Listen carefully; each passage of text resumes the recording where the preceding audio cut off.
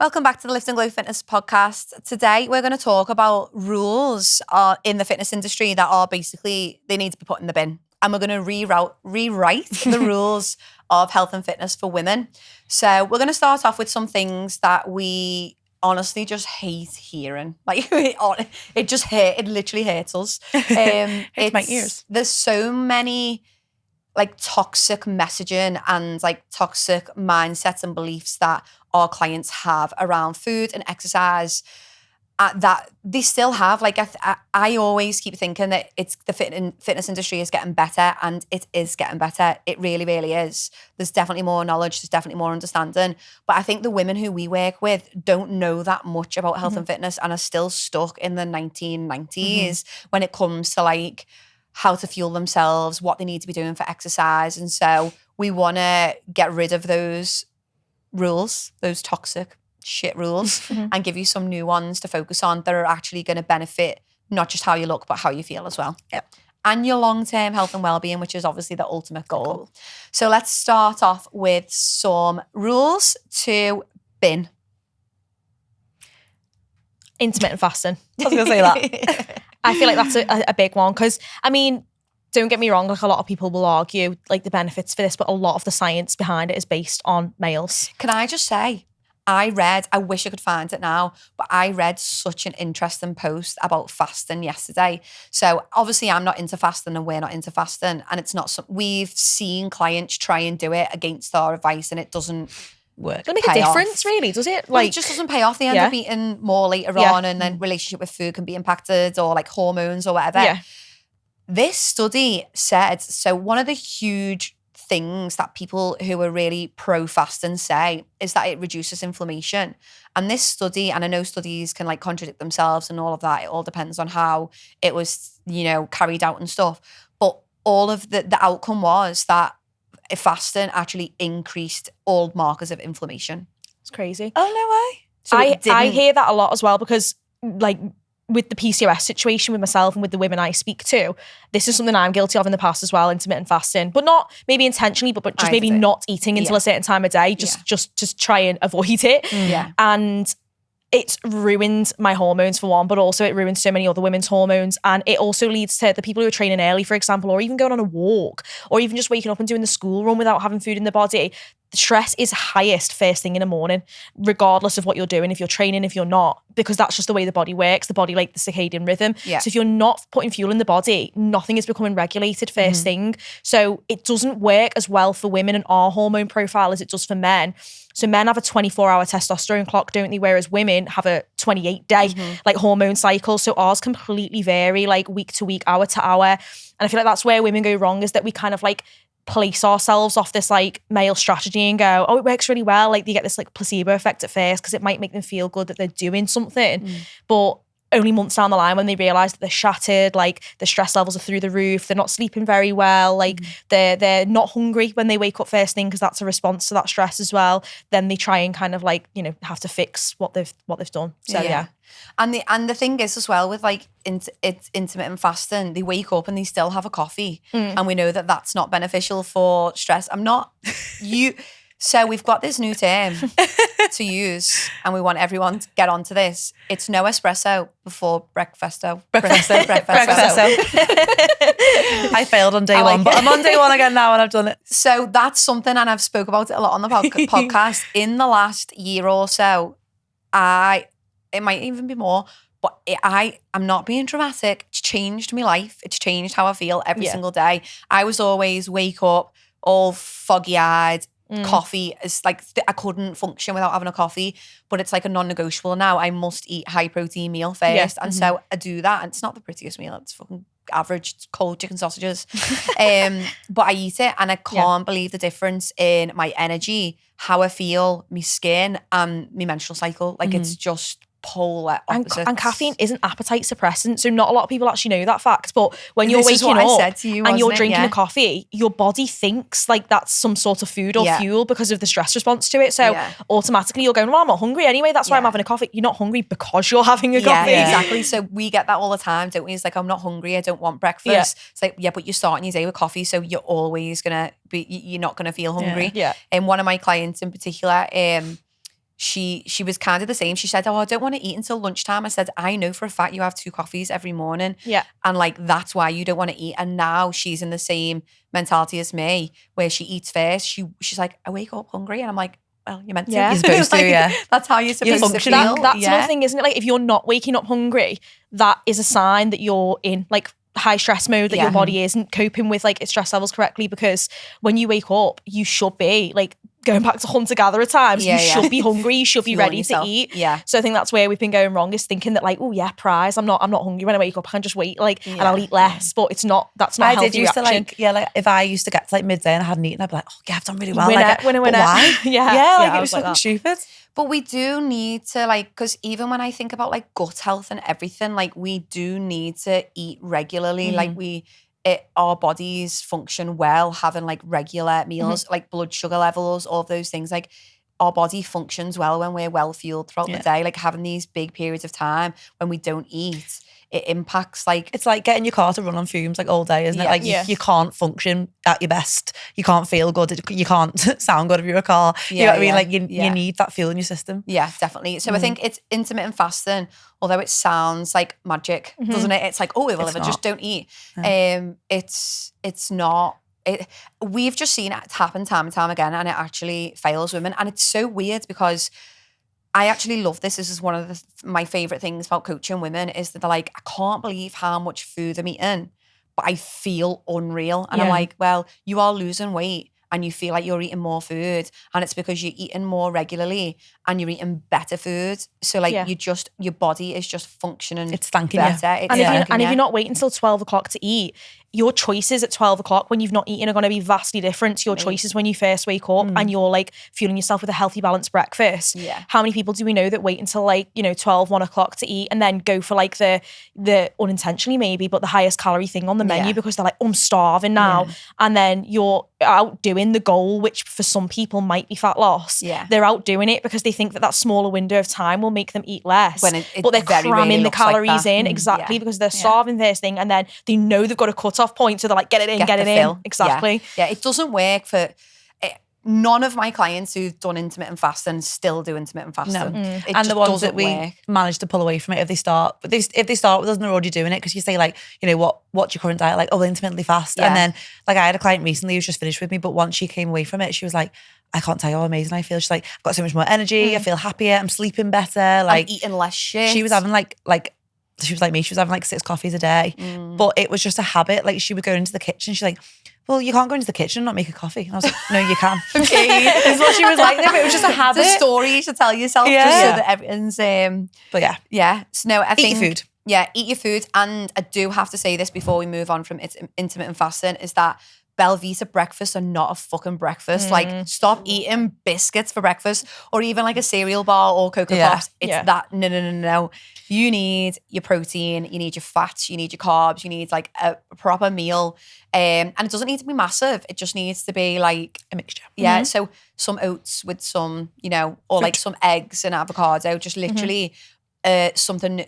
a meal. Or even if it's like not, so let's say you are a 6 a.m. trainer and like you don't want to eat a full breakfast at 5 a.m. because I'm still probably fall into this category, but because I've got fucked up hormones, I've got a PCOS, I do need to have something. So I'll have the balance in the form of literally a banana is carbs, like quick acting sugars, carbs, with a bit of almond butter or a tablespoon of that. So that's my healthy fats balanced. And then my collagen drink, which is like 15 grams of collagen in it. Yeah. So right there, that takes me like 5 minutes to eat, if that. It's not huge, so it's not putting me off my training first thing. Yeah. And it's hitting all 3 macros like in a small portion. Pre-workout. Yeah. And then I'll have breakfast first thing. Yeah. So what I'm saying is that's more for the people who train like 6 a.m. They go, well, I can't eat eggs on toast at 5 a.m. Don't then have something and then have your eggs on toast afterwards, as long as you're still hitting the key pointers in a smaller way. So like you said, hey, not a Belvita breakfast bar because it's not going to hit those points. Because when I go to the gym in the morning, I still need to have a coffee before I go to the gym. Yeah. So I'll have like 2 chicken sausages and a banana. So I've got my protein and my carbs. I'll have my coffee. And then when I come home, I'll have another Yes. breakfast. Like a proper meal then. Yeah, like an actual breakfast. It's a pre-workout snack, isn't it? It's like your pre-workout meal and then your post. Yes, So it's like breakfast is kind of split into two. Yeah. You're like, I love that banana with the drizzly peanut butter on it. where'd you find that? Aldi. I haven't found that in ages. Aldi or It's a Tesco. squeezy thing, isn't it? It's so much easier. I love Yeah, that. I do like squeezy peanut butter. It's got way more control over it. So intermittent fasting, stick that in the bin. No more. No. Cutting out food groups. So how many times do we hear clients say, oh, I don't have carbs for my lunch, or I can't eat bread, or like, I don't know, just worried about eating carbs in general. I'll be like, why don't you have a tuna pasta for lunch? Like, pasta for lunch? I'm like, yes, because all of the diets that they've done in the past, it's like, if you get rid of carbs, because automatically, if you take carbohydrates out of your diet, you are creating a calorie deficit, aren't you? And no, like, or lack of water retention, because Yes. carbs are obviously the food group that hold the most water. Yeah. So people think they're losing fat and they're just losing a lot of water. Yeah. Just not as bloated. Yeah. It's just thrown me back to when a client told me that she was doing this challenge, and for 2 days before weigh day, it was just like 0 carbs, 600 calories and 0 carbs. 600 calories? Yeah. Christ. That's like my breakfast. I know, I was going to say that. But that's for 2 days before weigh day. So every week they only had one weigh day. Which and tells they you did that. everything, by the way, because again, it's just a manipulation of the scales It's a and fucking not, scam. and then they put it back on. It's literally a scam. Yeah. But people think, oh my gosh, I've lost all that weight. It's like, no, lovey, you Lost lost a little bit of water. Yeah. Yeah. So yeah, God, PTSD from all the things that I've been told. So cutting out carbs. Carbs are an essential food group. We literally need them. We need them. Energy. Yeah. And okay, like not every carb agrees with every person. Maybe if you are sensitive to gluten or whatever, maybe you don't eat pasta and bread and you go gluten-free. Doesn't mean that you don't eat carbs. Like, Yeah. But I've had clients that have said to me like, oh, I can't eat bread because every time I eat it, I bloat. But they're the people that are cutting it out. So I'm like, yeah, because Your body's built up an intolerance probably because you're not making it tolerant. If you to these regularly ate foods. carbs, your body would be used to it. But because you're not eating them for 5 days and then you're going out and you're having a massive fuck off pizza and pasta and stuff, Yeah. then no wonder you're going to bloat. yeah. So I've got a client who's actually, like, it's my first client like this as well, who's fully celiac and genuinely can't go, like, she has reactions to gluten. Like, she can't, like, when someone tells you the celiac, sometimes you're like, are you? But like, she really actually is. And so we had to like overcome this barrier of like, well, you still need to eat carbs. She runs a lot as well. So she's a runner, which is like, Christ, like, you really need to up that carb intake. But she can eat rice because it's gluten-free, obviously. Yeah. She can eat potatoes. We can eat like things like pulses, legumes, things like that. Because again, things like chickpeas, beans, peas, they contain a lot more like carbohydrate in terms of like vegetables than certain others like lettuce or, you know what I mean? Yeah. So it's looking at kind of like variants in your diet that if you don't agree with certain things, like you said, hey, there is a way of still getting carbs in because carbs aren't just what you think they are. They're not just pasta and bread. They are other things. Vegetables, exactly. Like butternut squash, fruit. Whatever you want it. Yeah, fruit, like exactly. Tons. So and also like you just because we're saying carbohydrates, that doesn't just mean bread and pasta. Like you should be eating things like rice and potatoes that are higher in fiber, like that. Yeah. But banning stuff in general, unless you medically need to, is just ridiculous. It's more so about, and this is what I speak to clients about, it's more so about portion control. So usually people's proportions are totally off. So they're like, well, when I cut carbs, I lose weight. I'm like, yes, because you're cutting out these big portions that you're having. Whereas if we just like, instead of having half a chicken breast, you have a full one. And instead of having 200 grams of pasta, you have 100 grams. Yeah. Naturally, we're reducing the calories, increasing the protein. It'll be but you're still full and fueled. But you're still feeling good, so carbohydrates is a big one, but we literally need it. Fats. Yeah, so this is, again, and one I speak to a lot of clients about, like healthy dietary fats in particular, because a lot of the time we see like products marketed as like low fat, like no fat in the supermarkets or on telly even. It's become quite a popular thing to hear.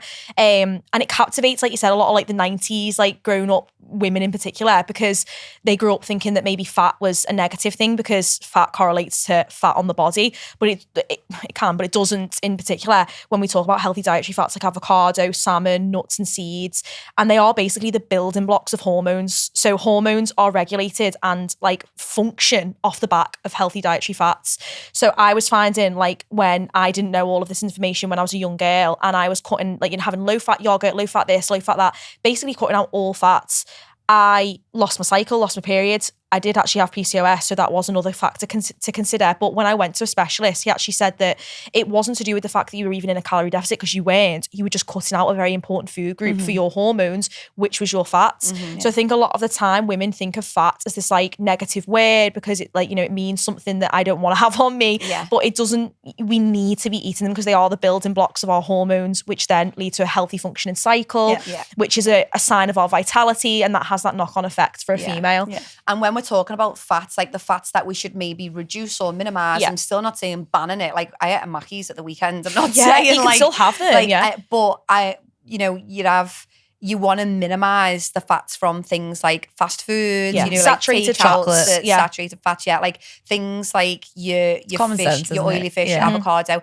olive oil. You know, fry light. Why people use some fry light? Like use olive oil. What even is it? Put olive oil on your salad. Yeah, what is it? It's white. I feel like it's we're not eating olive oil. plastic. Yeah. And like nuts and that, people go, no, can't have nuts, they're full of fat. I'm like, but they're obviously like in moderation, but they are healthy for you. Yeah, like a nice, and also, you know, a good bit of fuel, a good snack that is going to like sustain you've got to make energy. even if you're in a calorie deficit, you've got to make compromises with your calories. Like I will make, if I was in a calorie deficit, I would personally make room for you know, like a tablespoon of olive oil throughout my day, which might be 100 calories, but I'd rather have that than 100 calories worth of like jelly babies, because that is going to benefit me more. Exactly. You're thinking about health. Yeah. And so this is like, obviously, and it won't work like that every day. Like you said, hey, some days I'll have a Mackey's or some days I will have the jelly babies, but day to day, the better choices like have to just be made. Like that's how our health is inspired. I think one of the biggest problems with the health and fitness industry is that they've reduced health and they've reduced fitness to fat loss. Yeah. And it's not that. And we all know that. We've all seen women lose fat, and we've all done it ourselves in a very unhealthy way. And it's impacted us in ways that we probably wish it never. Yeah. And like, but I've taught us lessons. Yeah, and taught us lessons. And obviously that allows us to help other women and all of that. So I think like that's probably one of the biggest like issues with the health and fitness industry in general for women, because I think it's different for men. Like they want to be bigger, they want to be stronger, and they're fuel, and like it's like all about fuel and getting bigger. So it's different. Like obviously that can, it has its own set of issues, because a lot of them do like performance enhancement drugs and all that. They have their own different issues, but for women it's always been about shrinking. It's always been about being smaller, and health is not that. And like, you know, being leaner and just fixating on calories and reducing carbs and fats to be this, just basically to just shrink yourself for like men. Like that's what it is. Like it's where it's all pointless. Come from. And so, yeah, I think that is like the biggest issue with these rules. They all kind of come down to the fact that we're trying to shrink ourselves. Yeah. And that should not be the goal. No. So cutting carbs, reducing fat, just cutting out any food groups, not a vibe. no-no. Like Not a it's good all idea. about balance, all Yeah. about You moderation. need a whole plate, don't you? Like a nice colourful balanced plate, a bit of everything. And approaching your nutrition, not even if you want to lose fat, you should always be approaching your nutrition with a health as your guiding star. Yeah. Rather than just fat loss. Just fat loss, because you know, I know that I did it back in the day when it was just about fat loss. All I cared about was calories. Yeah. So I'd have a protein bar and then I'd have a bit of chocolate, and that like I wasn't actually getting real nutrition. You know, minimal fiber. Also, that's when like my skin was in the worst that it could be, because it's just not knowing, it's not having the knowledge to do it. And when you do cut out groups, I feel like people unknowingly then overeat on the things that don't matter. Yeah. So if you actually included that Sweets balance, and- you'd find that you didn't crave the shit as much. Like when you actually, look at someone's MyFitnessPal and you go, well, you've had 600 calories worth of snacks, but your You know breakfast why. was 200 calories and had like 10 grams of protein. That's all. So like they're not realising. I think only when you start writing it down do you know, oh, hang on a second, this is what's happening from the lack of balance. And it's part of our job is we're teaching them how to fuel, How to stop, and how to do Have that regular fuel throughout the day. Yeah. And like we can help you minimize these sweet cravings, this chocolate addiction, this, you know, getting a midweek Mackey's at KFC every week. We help you minimize that by teaching you how to fuel yourself properly. So intermittent fasting, cutting out food groups. I think one thing that we need to bin, a rule that needs to be binned, is training 7 days a week. Yeah. It's too much on the I body. used to think if I didn't go to the gym every single day that I'd failed. Like you were going to instantly put on weight. Like I just thought I'd failed. Like I hadn't done enough. I think I was coming at it that like if I exercised every day, it's like I earned the food that I ate, which is obviously a very like damaging Bad, opinion to have. But a lot of people don't like. well, like, oh, I'm going out for tea later, so I'm going to go and do like a 2-hour HIIT session to earn my pizza. Like, no, you're not earning your food. Your body needs food. Yeah, you need that fuel. And also the justification of that. So like someone saying, well, I ate a pizza last night, but it's okay because I trained in the morning. So what? They're not related. Yeah. It's actually not separate related. things. Yeah. And a lot of the time, overtraining like 7 days a week will make you starving. So you will find you that you are eating more of those things too, because your body isn't recovering and like it's crying out for food. Exactly. Yeah. So when like I've obviously increased my training volume because of High Rock, so I'm training and being active 6 days a week. Now obviously I've got myself to that point, I've conditioned myself to that, and I do have to have the random rest days. Like today took a rest day, but the food that you need to train that much and to feel good while doing it is a lot. So you're fighting a losing battle if you are trying to train that amount and also trying to diet at the same time. If a client of mine wants to lose weight, this might sound backwards, but I try and have them in the gym as little as possible to bring about the best results. So if we're trying to diet, I don't want to smash you 5 days in the week. If you want to train 5 days in the week, you'll be doing like upper lower split, and it will be very managed in terms of like your energy and all that. But you won't be going and doing hit every single week. Like if you've got the time and capacity to train, I can build you a program for that 5 days. But I would rather them do it minimal so that they've got time to recover. They're not feeling this massive like increase in hunger all the time, and that they can focus on things like their daily activity, which actually make a bigger impact to weight loss, like your daily steps, also your recovery and your sleep. And also like our metabolism's a fine thing. It's got like, there's so much intricacy to it. So if you are training 7 days a week, but you're not allowing yourself the rest day to recover, a lot of like the clockwork inside us goes on when we are at rest. So I feel like people get it backwards. I think they think like the more they do, if it is related to fat loss, the better that will like come about. Whereas a lot of the progress you are making is happening when you are not when you are resting, not hammering your body. Exactly. Sleeping, resting day to day. And like, you know, our body takes a thrashing, and if you're training day to day and your stress levels are super high, your physical stress levels, I mean, because you're training that often, metabolism actually takes a step back because it realizes this girl is in fight or flight. Survival mode is the word. Exactly. So I feel like people don't realize they're doing themselves a disservice if their goal is either fat loss or gaining muscle. Even when you've got like an aesthetic goal, you're outdoing your progress by not resting. I was literally about to say about muscle growth. So if it still doesn't sit right with some women that they actually want to build muscle. Like when you come to me and say, I just want to feel more toned. Okay, you want to build muscle. Yeah, like that is the same. Although I don't try and correct them on it. I'm like, right, okay, so we need to be strength training. If your goal is to look toned, you need to either maintain the muscle that you've got and lose fat, and potentially if you're new to strength training, you can build some muscle in a calorie deficit as well.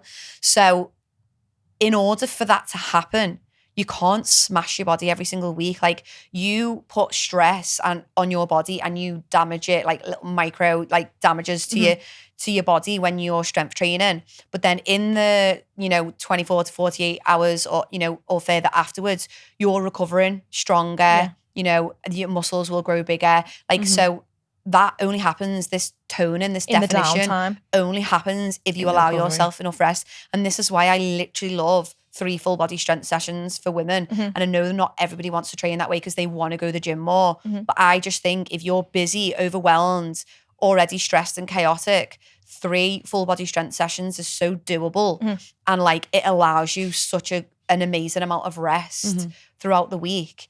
And then allows you to also focus on like your steps, your food, and just not be depleted all of the time.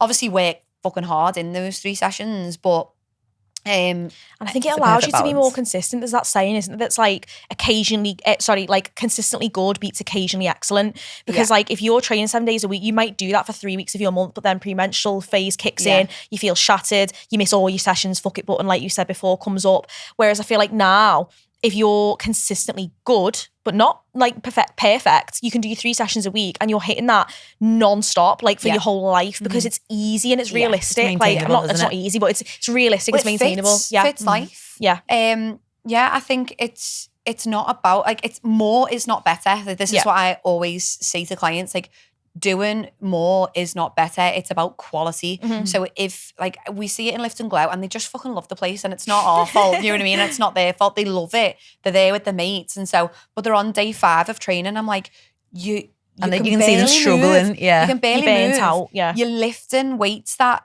are, you know, should be easy for you. You're struggling through. You should still be in bed. But thank God we tell them that, because some people don't have some that. gyms have got yeah. that toxic like culture. They of applaud the 7 days training, don't they? Be there every day. Be, you know, and they applaud overtraining, and that is not. Well, I said that our to you vibe. before. Hey, it's like some days if I wasn't there on like the 7th day of the week or something, I'd wake up like I'm a lazy twat. Yeah. Like I'm not in the But gym for it's 7 the people days. you're Like, around, isn't yeah, it? It's- exactly. And like you need to be around. I think for women as well, busy, overwhelmed, stressed women, you need to be around people who get it and actually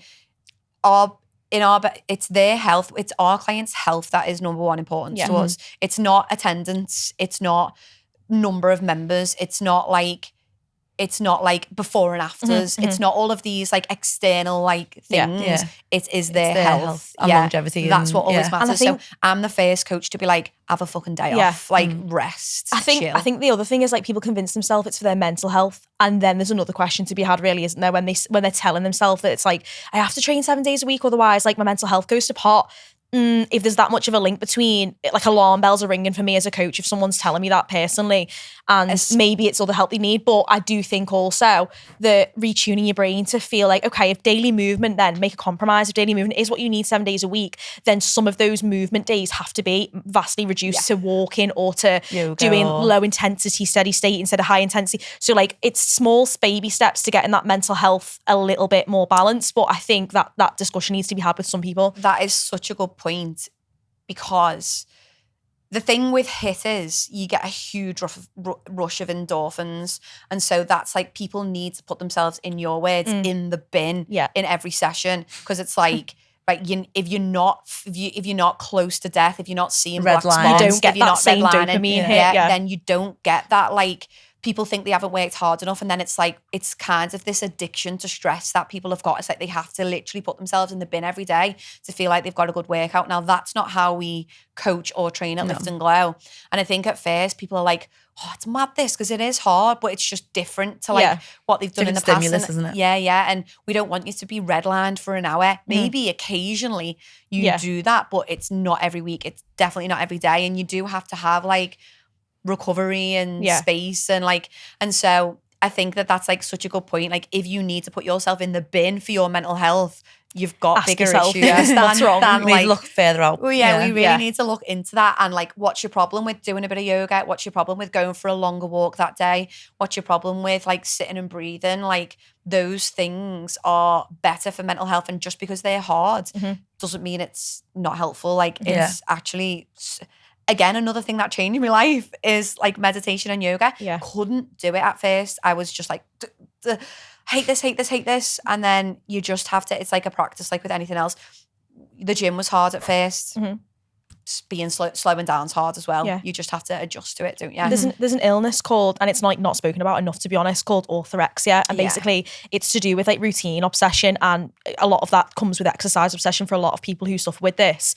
And basically it's if your routine is your obsession, it's about, like you said, hey, being okay with still having a routine that fills your week, but making it more doable for your health. Like, so if your 7 days a week is what's routine for you, then maybe 3 of those days have to be lower intensity or walking, like you said, because it can be an illness that grips a lot of people. Like we see it a lot, don't we, as coaches? But I just think maybe then that's when days need to be changed slightly and tweaked. You're still in your routine, so you're still getting that little, like that satisfaction from that with your mental health, but it's taming that little beast inside a little bit. I think what's quite scary and is probably really good for women listening to understand is that a lot of orthorexia is seen within people who work in the fitness industry.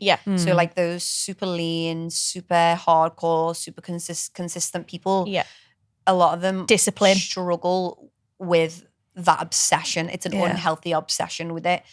So just be mindful if they're promoting extreme things, then they're not thinking of your health, or they're just not aware that it's like your impacting. favorite influencer might not be the healthiest person that you actually think they are, even if they're shredded. Again, fat loss doesn't equal health. Okay, we need to keep moving on. So I think alongside the training 7 days a week, I think we should just quickly brush past calorie burn. So like I absolutely can't bear, I know I've mentioned this before, but if like people put up the watch, wow, burnt 600 calories, try my workout, no, bin, So not fucking having what? yet. Like Yeah. I literally just want to unfollow you when I see it. Like it just does me head in because it's all irrelevant. The watches don't matter. We don't train to burn calories. If we want to create a calorie deficit, we do that through our nutrition. Training is to get stronger, is to get fitter. End of story. Yeah. It's not to burn calories. No. It's an inefficient way to try and do it. So let's not. Okay, so banning fun. This is one. This is a rule that we need to bin. So we have a lot of programs. I just saw 11:11 on the clock. It always makes me feel happy. We see it a lot where it's like, right, no alcohol for 75 days or no meals out or no chocolate and all of these like banning. No going to parties, no. Yeah, banning joy. Yeah. I think the issue with it is like, if you ask yourself, would you like to do this for the rest of your life? And the answer is no, then why do it now? Yeah. Like, and fun obviously relates to that because you need to like learn how to navigate them, don't you? Exactly, because you are going to then do them again in life. So a more useful use of your time would be to learn how to cope with them rather than to put them in the bin for a while and then get them back tenfold kind of thing. My favourite experiment of this, and I know people hated the pandemic. Oh, some people love the pandemic. I have to say I hated it because I was locked in a flat. But one thing that came out of the pandemic and it made people realise is that it's actually really, really easy to lose weight quickly when you give up on life. But the number of clients that I have had and still get who said I was the fittest and leanest I've ever been in the pandemic. And then when the world opened up again, I just gained it all back. And I was like, well, why do you think that is? And they were like, oh, well, because I was eating out at restaurants. And I was like, well, do you think that means that you need to just never do those things again? And they don't know because they're like, well, yeah, because obviously that's the thing that held me back. And I'm like, well, no, you just didn't know how to navigate it because lockdown taught us that when we stop doing those things, we lose weight. But going back to it, realize that we needed those things. So like we need the social occasions, we need the social connection, we need to go out and enjoy ourselves because we all hated staying in, really. Yeah. And so, it taught us that we do still need that, but that people don't have control and don't know how to navigate it and don't know how to, like you might have lost 2 stone in lockdown, but you put it all back on because you were restricting then because you had no choice to.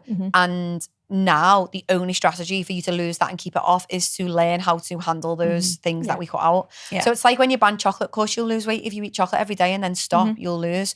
But if you still want to include chocolate in a healthy way, you have to learn how to do it. You have to learn how to navigate the Indian restaurants, the Chinese restaurants, the girls' brunches, the all-inclusive buffets, Christmas. You have to learn how to navigate all those things, don't you? For you to maintain a healthy weight. Yeah.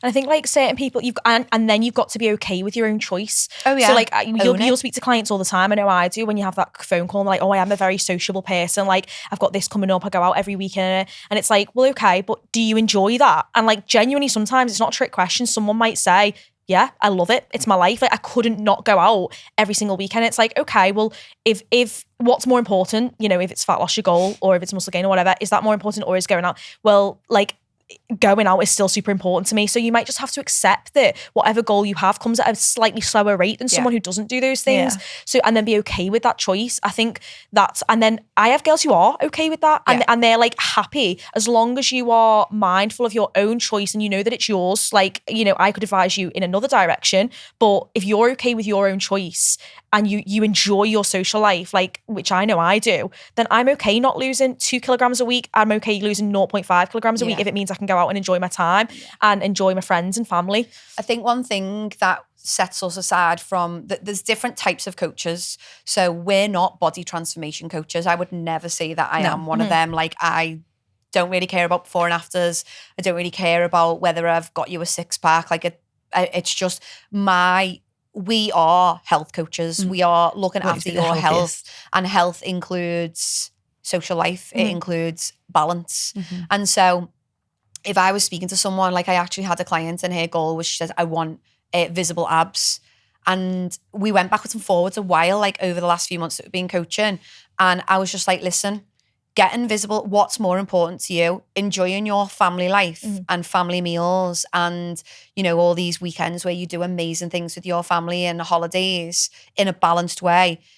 What's more important, doing that and being healthy or having abs? And she was like proper torn, and she had to ask herself, why do I want abs? Yeah. What am I trying to prove? What am I trying to do? Because what she really, really valued was the time with her family. social, and like, don't get me wrong, she's lost fat, she's in smaller dress sizes, but does she need to be shredded to be happy? No, actually, that would make her unhappy. To live her happy, rich, full life, she's a little less shredded because she's healthy.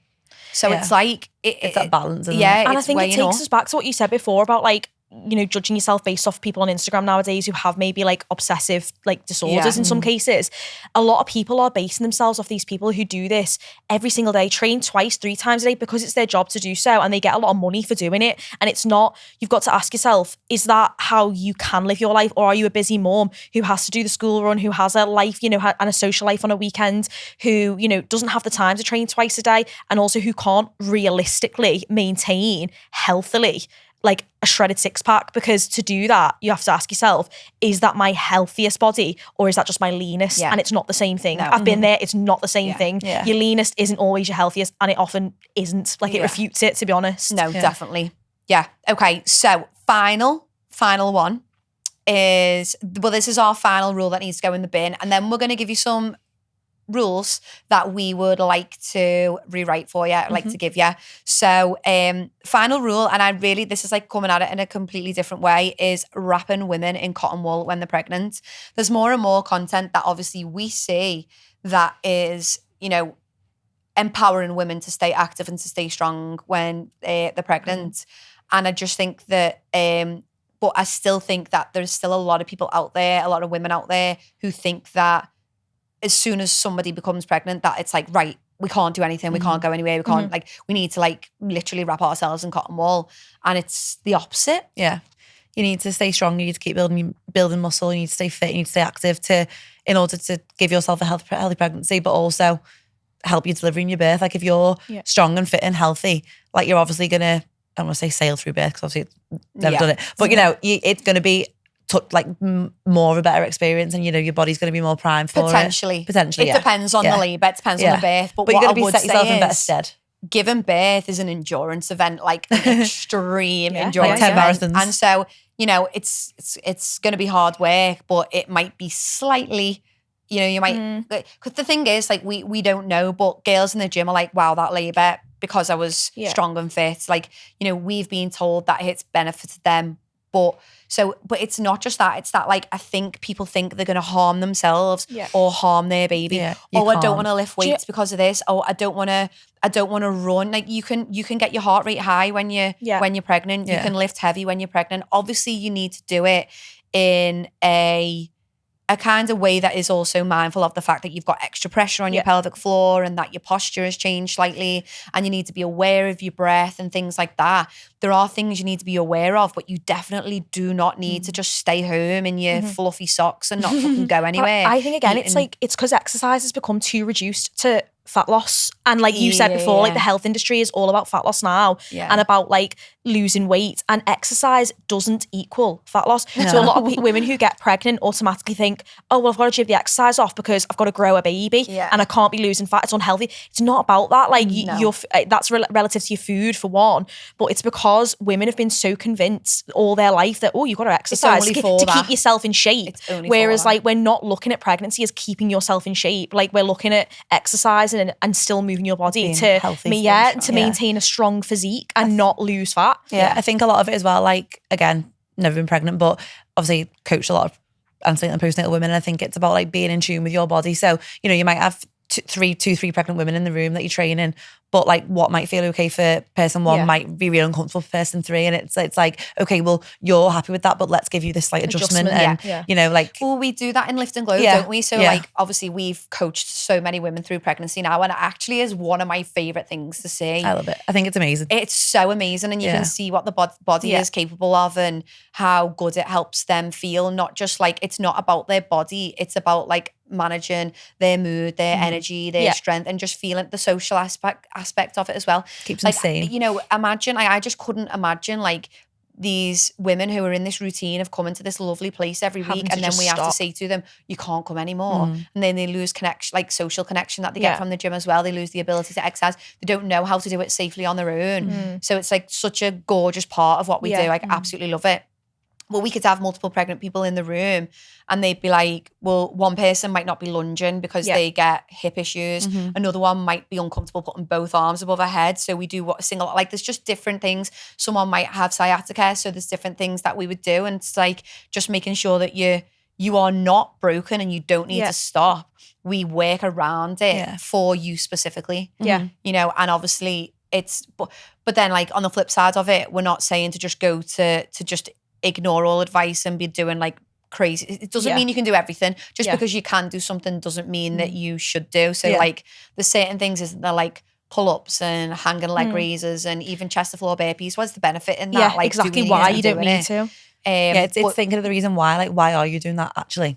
I don't fucking know. There's no point in me doing that. Let's just do a bodyweight squat instead or something like It's like to kind of, you don't need to wrap yourself up in cotton wool. You are strong, you are capable, but also you don't need to prove yourself at the same time. Like it is absolutely okay to like make changes and adjustments. And I think like, obviously I've not been pregnant, but I assume from conversations and what you've said, coaching all the women in the gym, it's like, especially if it's your first pregnancy, I think it's a little bit of like trial and error too, because you've got to dip your toe in. Like you said, you're not just going to go to like a very generic like Barry's class and just keep doing everything that you were doing before. You might want to, if it is your first pregnancy, be a little bit more cautious. So coming in, like you said, just making adjustments in the first instance, not just stopping altogether, because that can sometimes be worse for your body and for yourself. But I think, testing out the waters. I can imagine that's how I'd be anyway, like a little bit cautious because I wouldn't know what pregnancy was like. So I'd probably I'd still move, but I'd test the water for sure. And then when you feel comfortable, maybe then you can start adding in the things that maybe you were doing more of. Like, I know as well, when I was a midwife, like, and I think some midwives still advise it now, and probably, you know, coaches and stuff, but it's actually bollocks. Like when you say, well, if you weren't doing it before you were pregnant, then don't do it now. Someone who has never trained all their life might fall pregnant and then be like, do you know what, I want to make sure I am the healthiest, strongest, fittest person I can be. So they can, I'm not going to make you go and run a fucking marathon or do a high rocks, but start you can come in, you can start, just start as we would if you'd come to the gym not pregnant. Like you're starting as a new person. And like surely if you've never exercised and your core is about to be under all this pressure, starting to train your core and getting stronger is gonna benefit. Like I think that people are scared, don't they? Yeah. There's absolutely nothing that you can do in the gym that'll harm your baby. No. Like, and I think that that's like so important for people to understand. There's nothing that you can do. We always recommend people to work to like a 7 out of 10 intensity because, you know, what's the point in putting yourself in the bin when your body is already under a lot of stress? But yeah, it's not, you're not going to break. We have girls we have girls deadlifting, we have them doing hip thrusts with a dumbbell, we'll have them squatting, we have them bench pressing even. Like if they can bench press, they'll bench press. If they feel uncomfortable, they won't. We'll have them doing cardio, we'll have them on the ski, we'll have them on the bike. Like you're not broken, you don't just turn into some like, you know, like person who can't do things, who don't need to wrap you in cotton wool. And I would just like to remind people that years and years and years ago, when we were living in caves, there was threats like bears and lions and tigers that pregnant women had to run away from, and there was extreme stress that they were put under, and they were fine. We're all here, we're all alive, we didn't become extinct. Do you know what I mean? So, and the benefits of their routine, like as a woman, like you said before, hey, your routine is so important. So like if you can build a routine during like that chaotic and potentially quite like stressful time of your life, how excited you'd be to kind of maintain that routine even after the birth, not to bounce back. I'm not talking in that sense. I'm talking about, you know, just feeling like the mental health side of it, to come back and actually be excited to move again. Because you've built a routine during one of the hardest parts potentially of your life. Right, let's wrap this up with some rules we'd like to create. So we're rewriting the rules of fitness. You're going to bin all that stuff we've just spoke about and you're going to focus on these things instead. So number 1, strength training for health and feeling good. exercising to complement your life rather than to take over it. Yeah. So what we mean by that is like making the focus of your training about being healthy, strong, fit, and able, rather than it being about burning calories and trying to move away from this. I need to exercise 7 days a week to feel good, and remember to do the down-regulating, restful recovery. It shouldn't add chaos. Yeah. No. If it adds chaos and it makes you feel fucked, And to be burnt blunt, out, it's not healthy. No. We're moving, we want to shift the health and fitness industry to health and away from fat loss. I feel like that's one of our biggest kind of the things that we shout about constantly. Like, we obviously do help women lose fat, but we would always do it with health as the number one priority.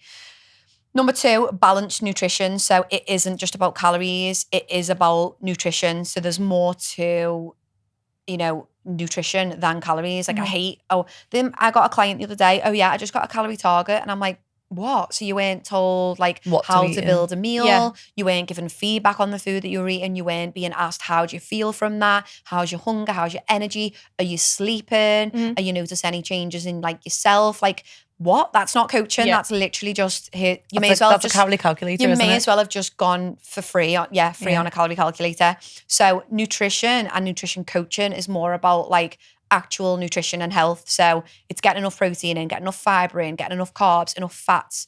Are we actually benefiting your health? Like, it could be skin, it could be gut, it could be hormone, it could be like your energy, it could be stress. Like, there's way more to it than here's calorie target by like, no. Obviously we spoke about like regular eating and stuff like that, and then including indulgence and joy. Number 3, moving daily. Yeah, daily movement. That might sound contradictory to what we've said, train 7 days a week. But it's not just about training 7 days a week, it's about getting movement into that. Could be, you could train 3 times a week, but the other days you could go on a walk. It could be one long walk. It could be before and after work, like, you know, break it up. It could be yoga. It could be like gentle Pilates. It could be just some kind of movement to make you feel good, to get those endorphins pumping, but not so you're putting yourself in the bin every day. Yeah. I would say we all need to go outside every day. Fresh air, vitamin D. Definitely. I love going outside on a walk without my headphones in and just, especially if you've been stressed it's a little form of meditation. Yeah. It's like active meditation. It's so if you're in a shit mood, you come in after a walk, and you just feel like, feel so much lighter. I always do anyway. It is good for you to get outside, get moving, but moving daily, we don't mean training daily, we mean a daily walk predominantly. And then the final thing, like the final kind of rule guideline we would say is, which isn't, it's getting better, but it's not spoke about enough. And the fitness industry they think about calories and they think about training. They don't talk about the deeper stuff like stress and sleep. So stress management, I know we speak about it a lot, but it's just like so underrated. If you don't manage your stress, the other stuff doesn't work. Literally, like that should be the top of the pyramid. Is that what you said? Top of the pyramid. Yeah. I agree, because I just think like, okay, you might be training and okay, you might be eating, but if you're like your body is stressed and it's giving you all the signs, and you're not sleeping, and it's all like contradictory. Like it's so important. And we live in one of the easiest times of our lives, but also one of the most stressful, because we're constantly connected, constantly on screens. We've got so many eyes on us all the time. I feel like do you know what I mean? It's it feels stressful in many, many ways. There's lots of pressure work-wise and home life, cost of living, you know, like there's just all of these things that are very stressful, and we're subject to loads of information that we probably shouldn't be. And so managing that is like, it's top of the list for me, managing stress for and sleep, especially women of our age. I think stress is like a huge thing. Yeah. And then obviously sleep goes into stress. Yeah. So we want to strength train, we want to have balanced nutrition, we want to move daily, and we want to get better at managing stress. Yeah? Yep. Yes. I hope you found that helpful. Thank you so much for listening. Make sure to subscribe, and we'll see you on the next one.